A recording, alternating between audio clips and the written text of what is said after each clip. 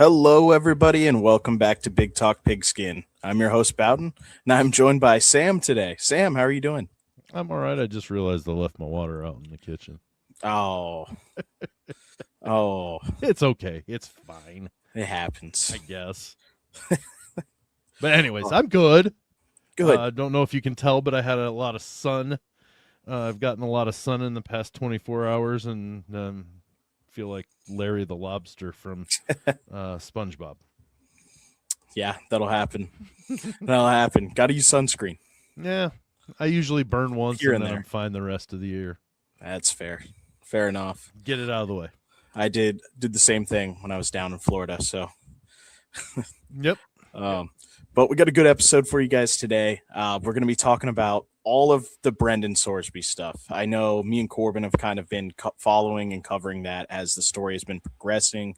But as I'm sure Got a whole everybody lot knows, worse. yes, it has. As I'm sure everybody knows, he is now eligible to play. He got his injunction. So just the kind of baseline of everything again. Sorsby had admitted to placing over 9,000 bets, totaling more than $90,000.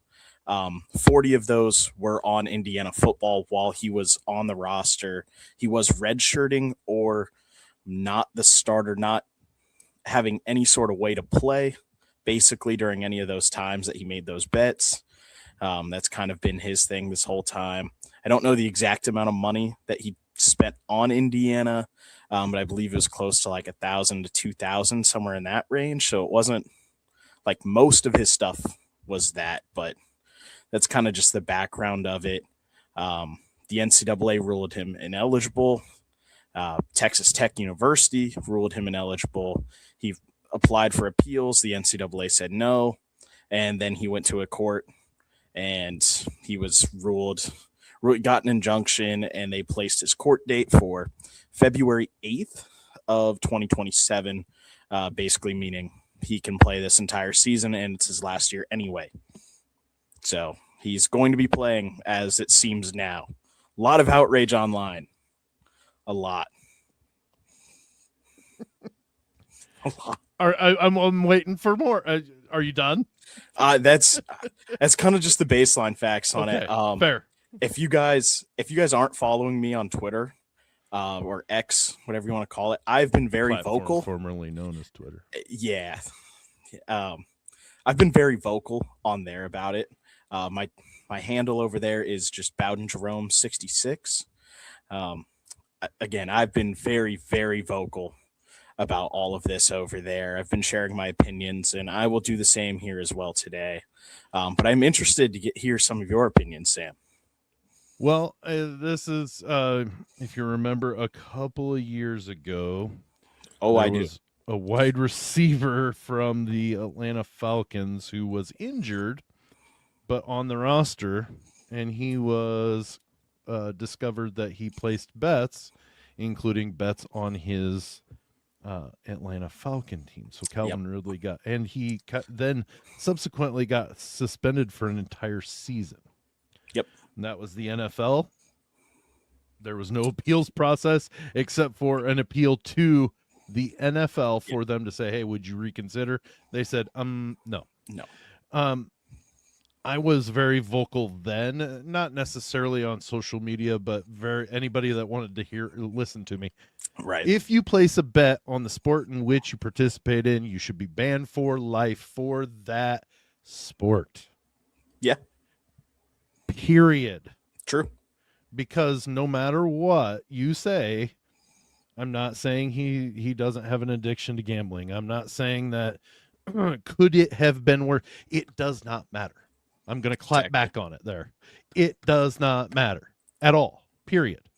Because at some point when you're betting on a sport that is yours, you have insider information. 100%. You go to jail for that if you do that on the stock market. True. Okay? It's pretty simple. You know, Pete Rose, I was a strong advocate and still am. He does not belong in the Hall of Fame or shouldn't even have been in baseball because the number one unwritten rule, right. You know, in the book of unwritten rules, yeah, is you don't bet on baseball. and he openly admitted he did. And so therefore, boom, done. Brendan Sorsby. It says in the NCAA guidelines, and we'll unpack this a little bit further, but it says in the NCAA guidelines, if you bet on your sport, you're done. Yes. Banned for life. Life. That's forever. And what was it? A couple of seasons ago, there was an Iowa and Iowa State players that were banned for life because they bet on sports other than football. Yeah, and that's kind of the huge thing. A lot of obviously, I'm very into the Iowa X Twitter side of all this. I'm very deep. Please tell me their first response to the Brendan Sorsby thing was just them going, yeah, basically. And a lot of people on the Iowa and Iowa State side of things are like, we're coming for the NCAA. The NCAA needs huge lawsuits. And my thing is, guys, we need to think rationally here. The NCAA isn't the one letting him play. no. Like, you can't sue the NCAA. You don't have a right to do that. They ruled him ineligible. Like, it just sucks. We just got hosed. It was, you bet. And now at the time, you were not allowed as a college athlete to sports gamble at all, no matter what it was. Correct. So, I mean, by rule there, despite what it was, they got the punishment that they rightfully received. They signed. But what did they do, rules. Bowden? They accepted it. it. They accepted it like a man. They accepted it like a man. Brendan Sorsby. They can accept the punishment. Brendan Sorsby, and I've talked to multiple people. One of my good buddies, Dustin Schutte, he writes for Purdue on SI. He works for Sports Illustrated, does mainly Purdue football, basketball, Purdue sports. He and I were talking about it this afternoon, actually, or yesterday afternoon, actually. And he said, here's the thing. When he first placed the bet, he knew it was wrong. His first bet. He knew it was wrong because for two reasons. First one, he crossed state lines to go gamble. Yes. So he knows that he couldn't do it in Texas, so he crossed the border and went into Oklahoma. He was also underage. Yes. And B, he wasn't addicted to gambling until he placed his bet. Exactly. And so he knew it was wrong. He knew it was so wrong that he had to cross state lines. He knew it was wrong that he was underage, and he wasn't addicted until he placed that first bet. Yep.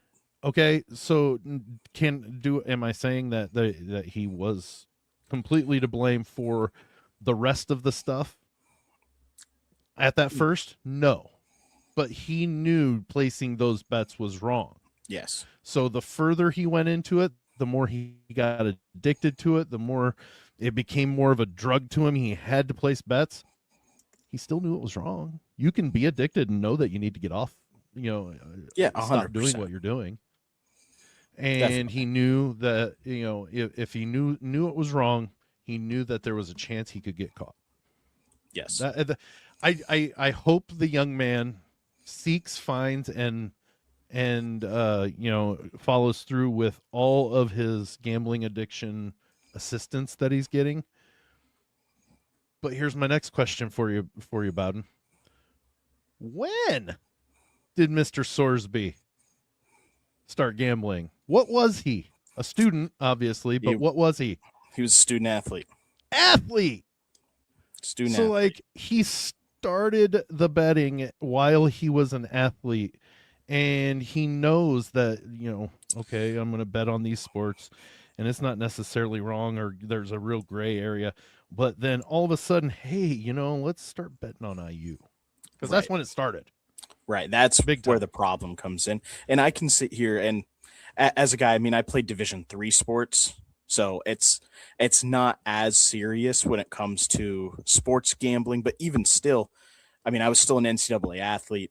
We were taught you had to adhere by it. Exactly. We were taught you are not allowed to sports gamble. You're not allowed to sports bet. You're not even allowed to do fantasy football, any fantasy sports that are for money, any NCAA tournament brackets that are for money. Now, whether I saw those things take place or not, that's a whole different story. But you're not admitting anything. whether you know what, you can vacate everything I did. I don't care. I don't care. It's division. It was Division 3. I was mid tier, so I don't really care. But I can also sit here and say, like, and I think Corbin has said this on previous episodes. He ran track at Penn State. They had those same sort of meetings. One of your first couple days on campus, you are told you cannot do this, and so I'm pretty confident, and I can't say for fact, but I would have to go and assume that at Indiana they do the exact same thing, and that he knew day one he couldn't do this, chose to break it anyway, and that's his fault. I echo what you said. I hope he gets the help that he needs, and obviously Texas Tech has seemingly showed that they care that he does get that help, but he knew. He's the one who put himself in this situation. This is on him. This is on him. Yeah, and Dustin and I, obviously being Purdue fans, we despise IU, but at the same time, we were talking, and I asked him. I said, "Didn't Sorsby transfer just as Cignetti got here or got there?" And he says, "Yes, that was his first season in Cincinnati, or his career at Cincinnati started right Cignetti's first year." I said, "Okay, well, Cignetti will never admit this because then that puts IU in a hot seat. But I wonder if he knew." Maybe. Or that there was something off about Sorsby, and said, what, just go ahead and go. Maybe we're going to get this other. We're going to get this other quarterback. You might not play anyways. So you know what? Anything you got going on, take it on down the road wherever you end up.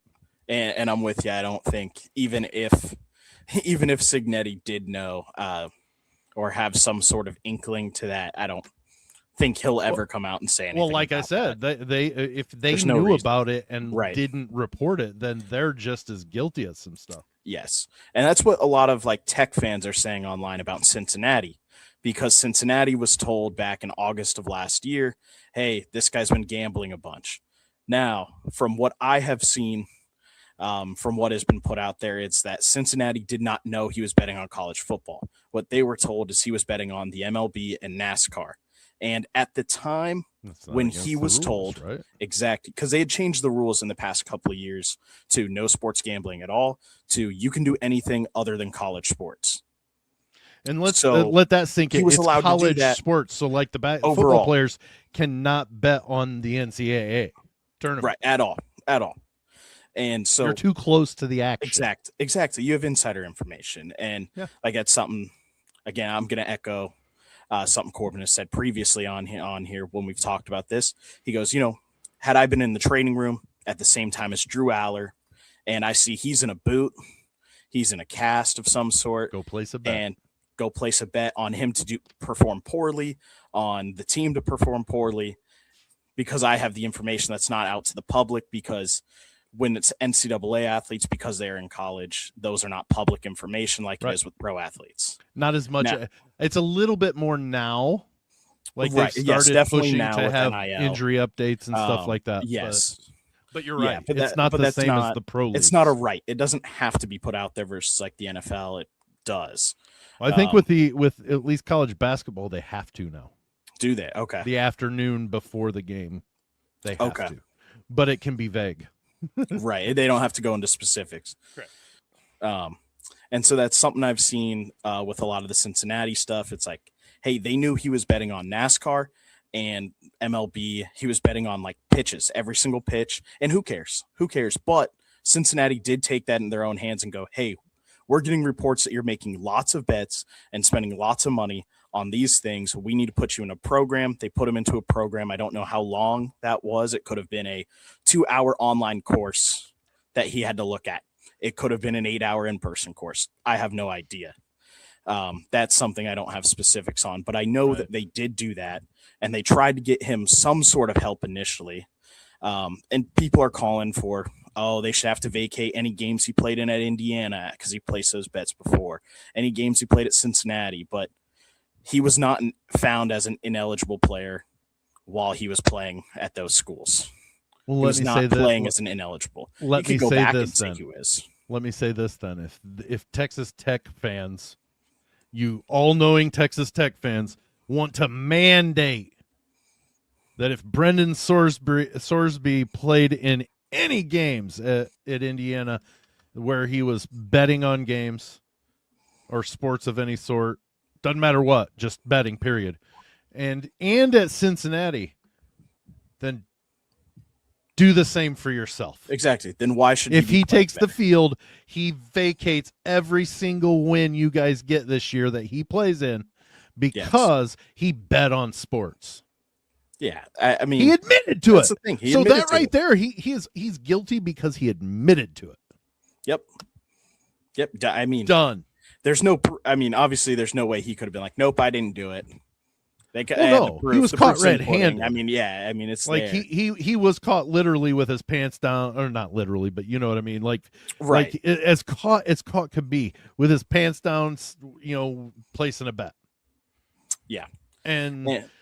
It just, I understand the school defending him if they truly didn't know, but how much did they know when they brought Sorsby onto campus and gave him a $5 million deal? And that from what I've heard is that Texas Tech found out about 2 weeks before it kind of went public, and I've heard very differing things on that. As soon as they found out, they put him into that program. I've heard that as soon as the news broke publicly, that's when they said, hey, he's going into this program. So that's kind of ticky-tacky. I'm not exactly sure where that line kind of comes in at. We'll never know the real answer. I don't think never. To when they ever really knew. And now obviously again, like Texas Tech did rule him ineligible. But now they're going, well, the injunction here, so now he's able to play. I can tell you 100% they're probably wishing that judge would have just said, nope, he's yeah, because now they're in this whole bind.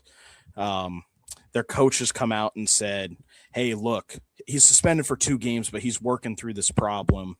He might not even be ready to go at game 3.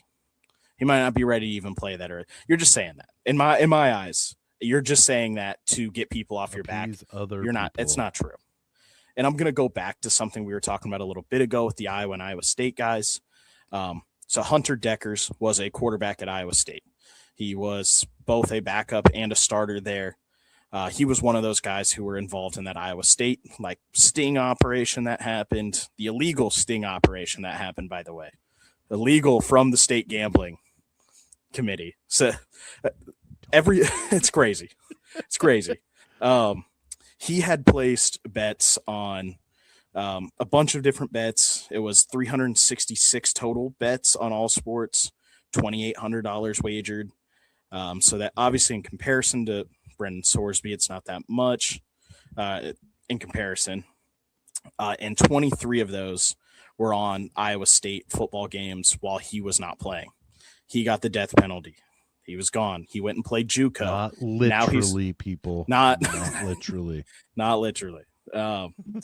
He got kicked out. He took his punishment and he went and played JUCO football. They're a separate organization from the NCAA. They let him come play. And NAIA both. Yes, separate from exactly. So you could go and play there. Brendan Sorsby could go play JUCO. He could go play NAIA, and that's what Deckers did. Now he's in the UFL, and he hasn't been great. You know what the driving force to this whole thing is for Brendan Sorsby, right? I mean, there's huge playoff implications and money. No, playoffs doesn't mean a thing right now. You really and the argument of it could be detrimental to his mental health if he doesn't get to play football. He needs the help. Okay, this is the in a vacuum answer right here. Then he shouldn't have bet on football or on sports, especially football. Exactly. Shouldn't have done it. And they say irreparable harm done Go to bet on and that's on him. It's his fault. Else, and you would been okay.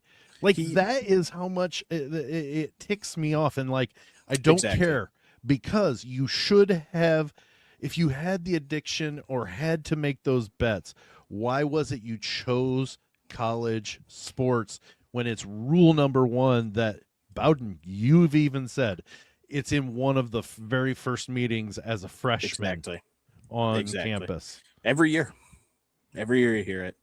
And that's something that I don't understand either. I do hope, honestly, I really do, that you don't want to do anything that is going to set this gentleman up for failure for the rest of his life going forward. But at the same time, he also needs to know that there are ramifications, negative and positive consequences to all of your actions. So especially when it comes to somebody who's addicted to something, when you don't realize that there's some sort of punishment, you think you can just get away. I mean, if he goes to the NFL next year and he starts doing it on his own team again, I don't know if he just gets a 1-year suspension like Ridley does, knowing his prior history. He's probably done completely. And what's he going to do then?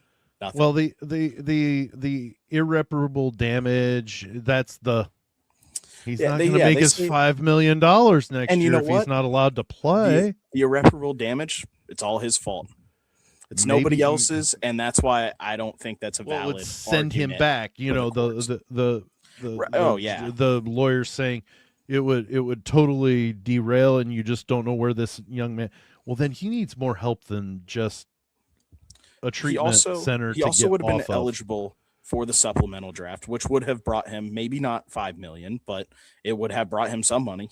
Somebody would have picked him up. He'd have been on a roster. I do truly believe somebody would have picked him up. And here's the thing: when I hear the irreparable damage from being able to play football, that doesn't necessarily, to me, say it's because he has to play. If he's not eligible, he can still practice. He can still be with the team. That's the thing that I would think mentally, to his mental well-being and things, that would be what would hurt him if it was taken away. Yeah, and if any other, well, no, he's got to make money. There it is. There it is. And because personally, I see no issue.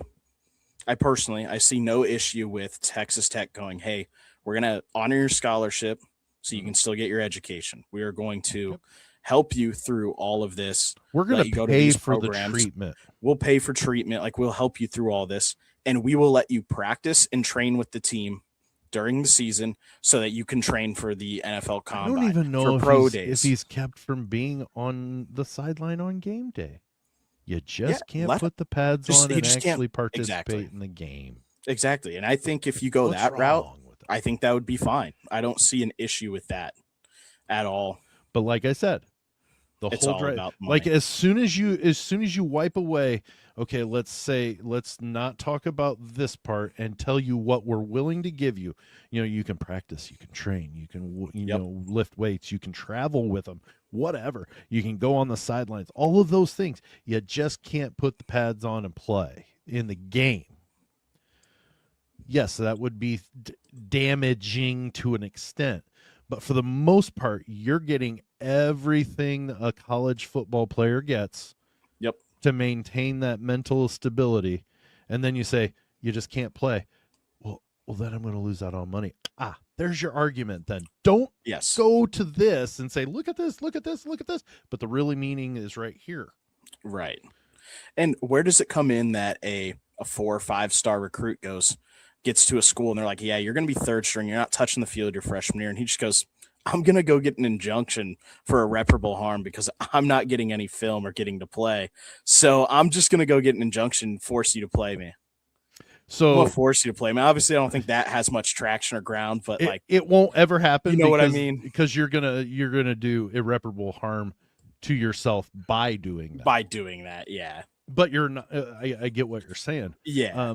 Essentially, it's not a right good now, point, but it's and when we were texting back and forth about, kind of talking about what was going to be on the show today, we made the comment that, or I made the comment that it is. I don't know that it has ever been in my lifetime, and I'm considerably older than you. Any time in my lifetime that I've ever seen where a vast, vast, vast majority of the people support the NCAA on something. Yeah. Never. Think about that. Never. I can't think of a time. Maybe during the Penn State stuff. But I mean, I was kind of young during it. I mean, I don't know what necessarily the NCAA did. I feel like it was more the university who kind of was just like, hey, these guys are gone. That didn't have much to do with the NCAA supporting the NCAA. Legal. It was more of morality when it came to, the things that went on, and that it was like, okay, it was, if you were able to get the transcripts of the court hearings and stuff, and you just read those and you're just like horrified. Yeah. So it was more of a moral thing. Don't get me wrong, the gambling part and all this, yes. But I'm talking about the fact that the NCAA stepped up and said, this is what's going to happen. He's done. Well, I don't like that ruling, so I'm going to go to court. That's the problem here now. It is. And don't get me wrong, I still blame the NCAA for a lot of this. Oh, yeah. But in this certain one, this is, well, you can't do that to me, and I'm going to have somebody tell you can't. And not only did the judge not just answer whether or not the injunction stayed in place or it wasn't in place, he then went further and said, oh, and by the way, you're suspended 2 games. Yeah. It's for not what? His place. It's not. He doesn't get to serve the suspension. The NCAA could say suspension. No. If he's allowed to play, he's just going to play. Yeah. And by the way, the 2 games, they're nothing. Abilene Christian on September 5th, and Oregon State, which Oregon State's a former D5 or G5, group of Power 5. Maybe conference. Oregon State could make a splash. Maybe they could they ain't touching Texas Tech with or without Sorsby, dude. Yeah. No. But my point being is those are the 2 games he's missing. Yeah. That he's scheduled to miss. Yeah. It's not good games. It's not a real punishment. They're going to win without him. I've heard Tech fans. This is a Johnny Manziel style of punishment. Yeah. Where he was 100%. in trouble for the autographs back a few years, the year he won the Heisman, and he got suspended for the first half of the Rice game. Yeah. One half. One whole half. But for something now that they wouldn't even bat an eye at. Right. But my point being on the whole, when the NCAA is backed by a majority of the people, it's a pretty bad ruling against the NCAA, because 100%. Most of the time people are applauding. We don't like them. I've said so many them. Things about how I don't like the NCAA on here. It's been said many times of the things I do not, many times of my dissatisfaction and my non-support of the NCAA. And this is the one time I'm going to come out and probably be like, oh yeah, I'm 100% on the side of the NCAA in this. And the unity, the point that you're bringing up is, Georgia and Nebraska's ADs came out Monday night and both went, hey, none of our sports are now going to schedule Texas Tech in anything. And this is the first time I've ever respected Nebraska's athletics ever in my life. They brought uniform. They brought some unity. There's a couple of things about that kind of bothers me. They're doing it for aesthetics. They're doing it for pats on the back. They're doing it because you know how many years out schedules are made? Yeah, they're like I used to work for an athletic director years, in high school, and do it was back when we were still on typewriters, but I had to contact the referees for the upcoming games. Well, I had to go through and find the contract year to find the refs' names and then be able to get their numbers and contact them or send them out a reminder card or whatever. 8 years. That's in high school. That was 30 years ago. Yeah. I'm positive they still, and you could probably even look it up. They're at least 4 years out. At least for Maine. And then these home and homes you see all the time. It's like, hey, we're going to play them in 2035 and 2036, 10 years out from now. We see that all the time. But yeah, so for them to go out and say, well, we're not going to schedule. That's great. In 4 years, they're not even going to know who Brendan Sorsby is. Yeah, they're not even going to care about it, and it's all going to go away. There's going to be one that's even more super just horrible Right. that Right. came out, because that Exactly. seems to be the trend of, well, we'll be up in arms about this until the next big thing, and it's coming Yes. down the pike. It's just a matter of time. But kind of on that line with Georgia and Nebraska coming out. So not to crap all over you respect Nebraska. I think it was all just about pomp and circumstance of, look at us. We're going to say we're not going to schedule them. Well, that's great. Right. You're not going to anyway. The Big Ten Conference overall is their athletic directors are supposedly having meetings this week about doing the same thing overall. Yeah. The Big 12 is having meetings about not playing Texas Tech at all this season if this is how this is going to go. And I just think it's just crazy how much this is spiraling. I don't necessarily agree or disagree with not scheduling them, but it's kind of just a fear factor where it's like, hey, we're going to make it so you're so scared that your program is going to be you're going to have so much detrimental problems with him that they're just going to be like, hey, we're not going to touch him. He's off the team. Here's something that they're trying to scare him. Really truly think. I think Texas Tech was praying beyond all things that judge would have said, "Yep, the injunction to make him eligible is upheld, and that's it."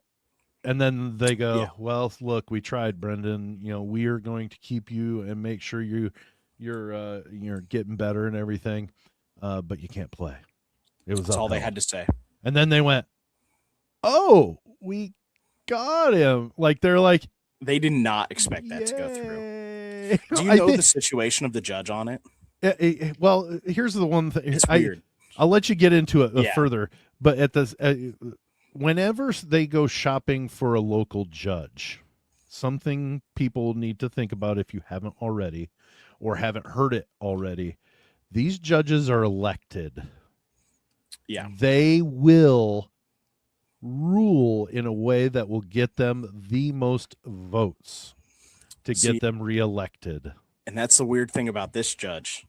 So he's not a Lubbock County judge. The original Lubbock County judge recused himself from the case because he had graduated from Texas Tech. He said, which I assume probably I'm not was. Gonna do this. He said, I'm not going to do this. I went to school here.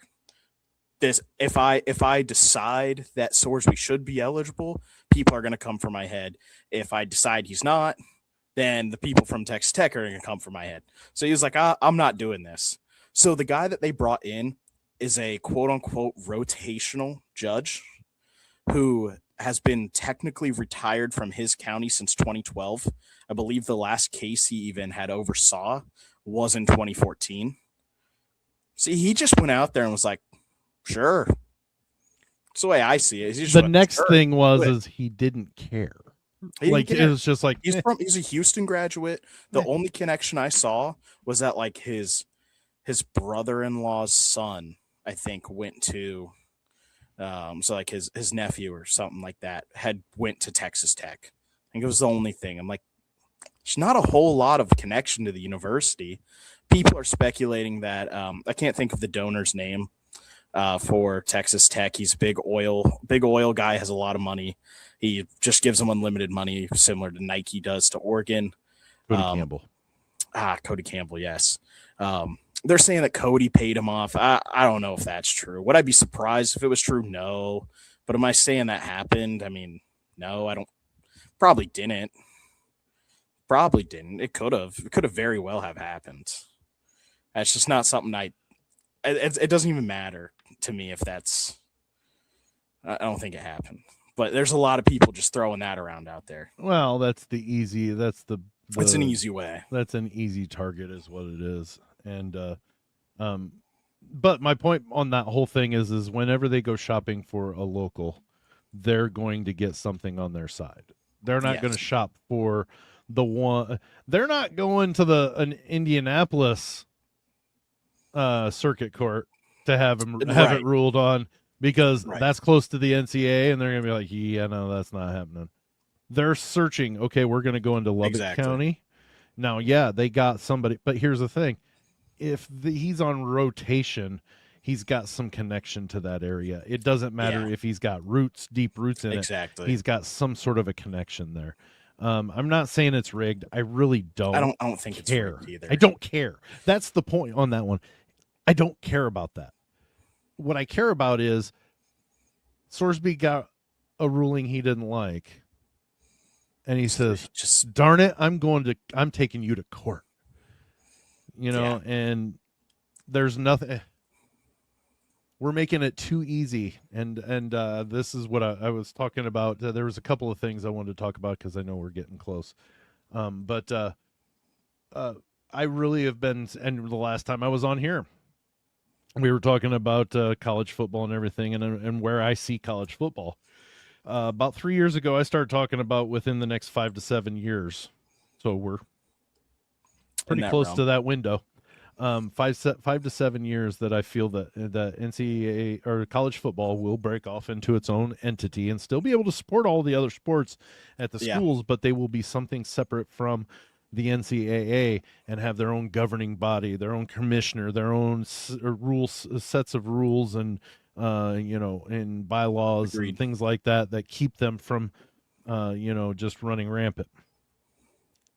This is helping that. I really do think the fact that he couldn't just take the punishment that he knew about. It's in the law, the bylaws of the NCAA that says if you bet on college sports, you will be banned for life. He knows this. Once you enroll at a university, you adhere to that policy. Yeah, it's a morals clause essentially. But he didn't do it. He went to court. And that is going to be the driving force because the precedence is set now. You don't like your ruling, just take him to court. Yeah. And find a friendly judge that will rule in your favor. And there's nothing they can do because, like you said, the appeal is going to be heard in February. Yeah. 2 weeks after the season is over. Yes. And do we really want to watch? And because Texas Tech without Brendan Sorsby, it's a really good team. They're going to win the Big 12, really good probably. Probably. They could make some noise in the tournament, in the playoff. What kind of world would it be if Brendan Sorsby leads the Red Raiders to a national championship and then 2 weeks later was ruled to have been ineligible the whole season? Are they going to force them to vacate it? Because it's after the fact. Like the guy that went to Alabama this last year and played 6 games after being in the G League, and he got that temporary injunction and was able to play, but then the injunction was taken away. So what it was they don't have to, like at the time that he was playing, he was technically eligible, even though the ruling that made him eligible was made to say that it didn't count. So he had to stop immediately. But what kind of world would it be? And I think it happens much sooner if that were to happen. If Brendan Sorsby 100%. Sees the football field this year and Texas Tech happens to run the tables and win the national championship, hoist the trophy. I don't even know where they're playing it at. It might be Vegas this year, I think, maybe. I don't know. But hoist the trophy, and 2 weeks later a court rules that he was that injunction was inappropriately placed, and the NCAA wins their appeal. You want that poster child? Right. I don't know. And I think immediately college football looks and says, you know what? We need to get on and put together a board of governors, because the NCAA doesn't even run their own college football playoff. No, that was something I was going to get to. They don't even run their own playoff. That was something I was going to say. Mention that the college football playoff is a separate entity from the NCAA. Yeah, and the injunction NCAA makes states this much money off of their playoff. Exactly. The injunction states that the NCAA cannot stop him from participating. CFP does not state that the college football playoff committee can go, hey, yeah, we're just not going to rank these guys the entire season, and we're just going to exclude them from our playoffs. They will not play. It doesn't exclude that. Go ahead, take us to court. And it'll be after. We'll make sure that case is after the season's over. Mm-hmm. I mean, the college football playoff, in theory, could just go, hey, we don't like this. We're just never going to rank you the entire season. We're just not You're going gonna to be rank the you're gonna entire be number season. 17 all season. Don't even put him in. 17 all Undefeated. season, and you well if you put them though Undefeated, low win enough the that Big there's 12. no way they can make the playoff. Like they just Yeah. You're number 17. You just don't ever get Undefeated. close. Win the Big 12. Number 1 in the And country in they all go, the regular We're polls. gonna take the second team in the Big 12 instead. We're gonna beat the team you beat in the Big 12 championship game instead. You guys aren't coming here. And now as a university, as a other player on that team, do you go, man, this guy ruined this for all of us. He ruined our entire season because he was playing. Our coaches let him play. And now we don't get to go to the playoffs. We don't get to get rewarded after winning 13 games. Could happen. Yeah. Could happen. I mean, I'd be upset if I was a player on that team that happened. And something else, kind of just on the player side in games from other people. Again, I know we're getting close on time here, but they changed the targeting rule this year. And I'm not saying this should happen, but you have to have 2 target. I'm not in favor of players getting hurt. I don't want him to get hurt. I can see where this I'm out on that. I'm out on that. But what is stopping another team from going, especially a Big 12 team, going, we don't want him playing. Take him out. Take him out. Late hits on him all day. They've every got single lower play. rung guys that Every single play. Hit him as hard as you can. You can target him twice before you're kicked out. You go in there, hit him with the targeting.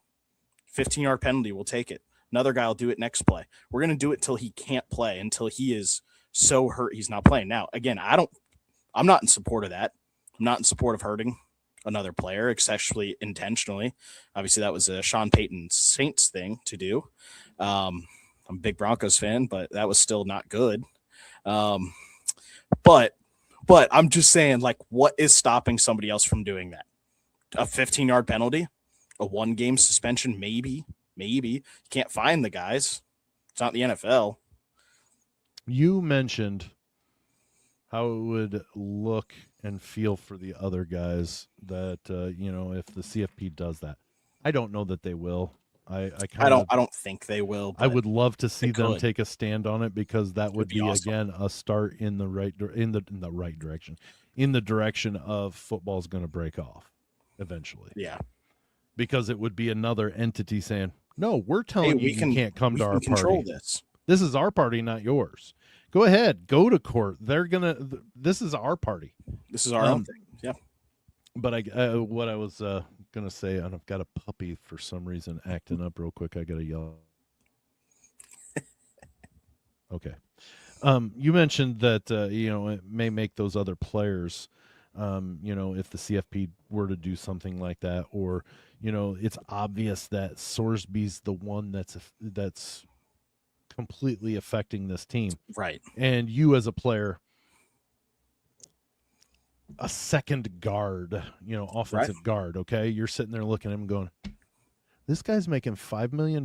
We're getting Jack, and he's the one that's keeping us, who most of those players will never see a professional field after they play college football.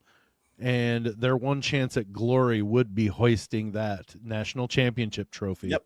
And this guy's so selfish and self-centered that he had to make his money and, basically throw a fit and go to court to say, well, this happened. And again, I don't want to sound like I'm heartless to the fact that I want this guy to not have the draw to have to place a bet, but he needs to pay the consequences for doing it. 100%. And he's hurting the teammates potentially.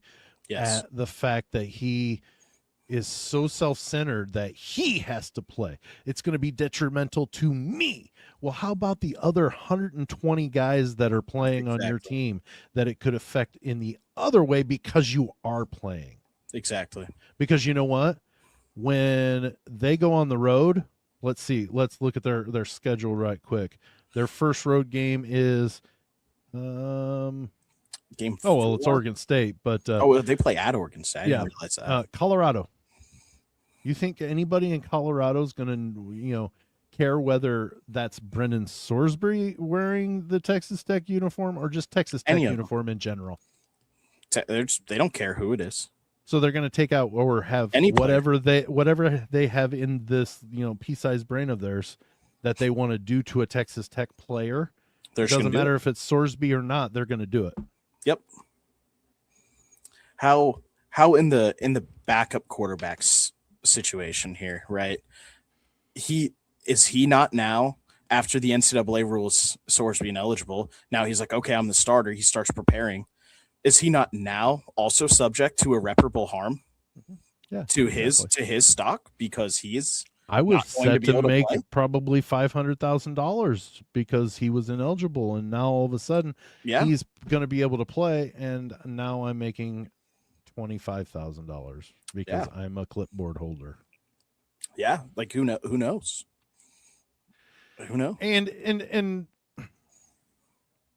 it's sad that we have to have this talk because it shouldn't be. It literally should be the adults saying, "Look, you did this. You need to just pay the piper and move on." Cody Campbell doesn't care. We need to go to court. Go to court. Yep. I am completely old school in the fact that, you know what, I am a firm believer that kids, people in general, but kids need to learn that there are, repercussions to things that you 100%. do. And it's better to learn them now. Because like I said, insider training, you can go jail over. Yeah. That's what he was doing with his college bet. Yes. And you mentioned that he made over 9,000 bets with over $90,000 worth of money. Mm-hmm. The one thing that I will say, and this is not at all me saying, if you've listened to anything prior to this, I'm not making an excuse for the young man. That's not all real money.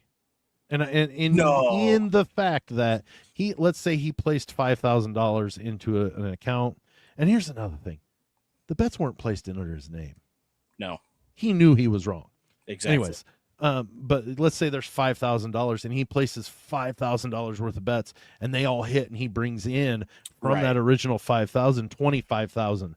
Well, that $25,000 is not real money yet. He hasn't cashed it out, so it's not real money. But if he only places 5,000 of it's real money. Only 5. So let's say he places the other $20,000 into bets. That's considered $20,000 worth of bets. But it wasn't real money 100%. Until he pulls it out. 100%. So while he placed $90,000 worth of bets, it wasn't like he had 90 grand in his hand and put it into account and doled it out on. And bets. last year he had a huge NIL deal at Cincinnati as well. I think he was making $3 million there. So even if it was like actual real money, he put in there. I mean, he was making $3 million last year. 90,000 is nothing compared to that $3 million. Bowden, let's be serious about this. There ain't no way they found all the bets. Oh no. There ain't no way they found all the bets. You have to send it to somebody else to do it. There is no way.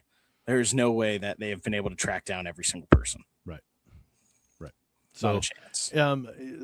I honestly still hold it probably 60-40 that Brendan Sorsby doesn't see the field at all this year. Yeah, I don't know. Because I think at some point, like you said, Texas Tech is going to be under so much pressure, not necessarily from other schools, but from like public outcry, that they may have to be like, you know what, Brendan, you need to make this look like it's you, but we're not going to put you on that field. You need to say, I'm stepping away. And Cody Campbell may say, I'll still give you the $5 million, but you need to stop. Because we're gonna take I don't think Cody hit. cares. Cody, I don't think he cares about comes Guy at all. I think he cares about Texas Tech being good. But that's my point. If Texas Tech goes to him and says, "Look, we can't have him take this field because it's going to do irreparable damages to our program." Going forward, he may go, "You're right. I'll still give him the money, but have him retire." Yeah, retire from college football. Right. Yeah. And something I didn't say, and I know we're running really long here, but something that I've seen, and I can't 100% confirm, but I have seen that there is a possibility of that the state of Indiana and the state of Ohio are both actively looking into all this, like their gambling commissions are looking into all this stuff and are working on these cases and might actually take legal pursuit on him if they can find enough evidence to do so. Just don't do it when it comes to punishing on the field. Make it a criminal act. Yeah. And I'm not saying put this kid in jail, but if you make it a criminal act, you can't make that go away. No.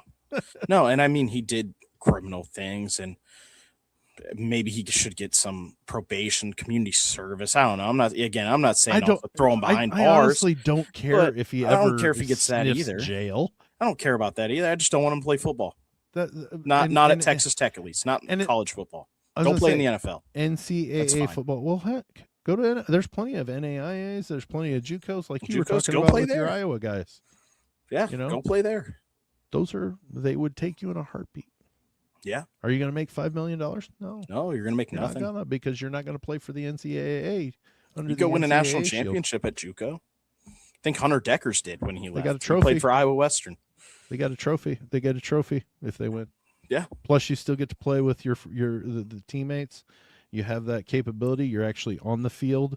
You're able to practice. Yeah, and if you say, well, no, why then? Why is it we're actually giving you the opportunity to go do everything that you said would be detrimental to your mental health if you didn't get to do?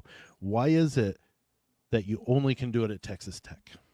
Yeah, exactly. Money. The driving factor behind college sports, and especially college football in this day and age. Absolutely. Not good. Do you have I think I'm good. I think I've said most of what's on my mind. We could talk for another 3 hours and I would basically just be beating the same drum because this is ridiculous. Me too. And again, you guys should go follow me over on X. I plugged it earlier. I will still be following this completely over there. When more stuff about it comes out, I will definitely be tweeting more about it. You'll still see more of my opinions there. I only mostly cover college basketball, but occasionally things will get me fired. And the thing is, with the college football thing, this, Brendan Sorsby thing is, but, if you think about it, we had the point shaving and stuff in college basketball. It just was not at that level of it being a Power 5 school. Right. And something about this. There were some really bad throws that he had at Indiana last year. 2 years ago, the 2024 season, he had a 4 fumble game. Just never remotely sniffed that. Go watch his lowlights from that game.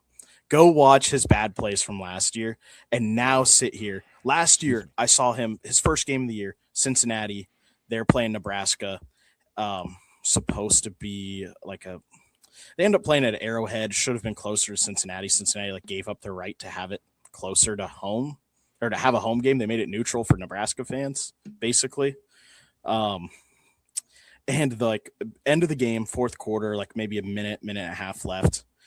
They need a first down to keep the drive going. He throws a deep shot to the end zone instead of hitting the wide open guy who's open for a first down. Deep shot to the end zone in double or triple coverage, underthrows it completely, and it gets intercepted. Back then, I just was like, man, he just overlooked that now guy. You're thinking he overlooked that receiver. Everything. Exactly. I thought he just overlooked his receiver, to go for the big play. Now I'm like, do he bet on himself? Do he tell someone that they're going to lose? Maybe not. Pete Rose made the comment that, and I've heard advocates for Pete Rose use this as an argument. Pete Rose would say, "Yeah, I bet on the Reds, but I never bet on them to lose. I bet on them to win." Oh, well, that makes it all better. He didn't throw any games he didn't hurt anything by betting on his team to win. My brother had dinner with a Hall of Famer. No, he's got with a Hall of Famer who I'm not going to name him because that's not my place. But at the same time, my brother had dinner with him, and they were talking about Pete. And somebody said, "Do you think he should be in the Hall of Fame?" He says, "Hell no, he shouldn't be in the Hall of Fame. He bet on baseball." And somebody said, "Well, but he said he bet on the Reds to win." He says, "So if for them to cover, they got to win by 4 runs, and they're up by 5 late in the game. Do you think he's going to put in his scrub pitcher to finish that game out? No, he's going to keep his closer there to win it, to make sure he covers." So he wants his team to win, obviously, but he's willing to maybe use a pitcher longer than he should to ensure he gets it, or things of that nature. So I don't care if Brendan Sorsby bet on his team to win every time. Yeah, well, and there's actually sources out there that have shown that he bet on the under on the quarterback passing yards for Indiana and the under on the first half total points. Wonder why? Because did he know something? He knew that they were going to run the ball a lot that game. Insider information. Insider information. I'm sorry, I just can't overlook it. But no, that's it. That's it for now. That's it for now. There's definitely more to come from this. But we'll put it there. We could keep going for hours on this, and we would just be repeating a lot of the same things. But thank you guys for tuning in. We will see you guys all next time.